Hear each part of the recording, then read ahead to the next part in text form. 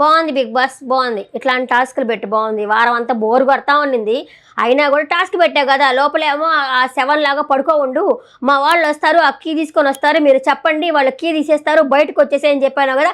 ఇలాంటి టాస్క్ అయితే సూపర్ అనిపించింది. వాళ్ళు రావడము గబగబా, ఇద్దరు కెప్టెన్ అని చెప్పావు. కెప్టెన్ వాళ్ళ కళ్ళు మూసుకొని తెరిచినప్పుడు లేదు లేదు, మీకు పోటీగా ఇంకొక ఆయన ఉన్నాడు, ఆయనతో పోటీ పడితేనే మీరు కెప్టెన్ అవుతారు అనడము.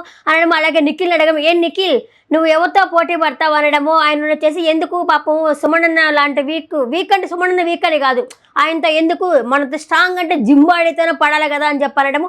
ఇక్కడ మాత్రము నిఖిల్ సూపర్ అని మెచ్చుకోవచ్చు. ఎందుకంటే ఈ సుమన్ బాడీ బిల్డర్ ఉంటే ఇక్కడ గౌరవ్ ఉన్నాడు కదా, నేను గౌరవ్తోనే పోటీ పడతా అన్నాడు చూడు. ఎలా అయినా సరే, ఎలా అయినా చీటింగ్ చేసినా సరే కెప్టెన్ అవ్వాలి అనుకునే బిగ్ బాస్ జనాల మధ్యన ఒక ఆణిముత్యంలాగా అనిపించింది నాకు నిఖిల్ వచ్చేసి.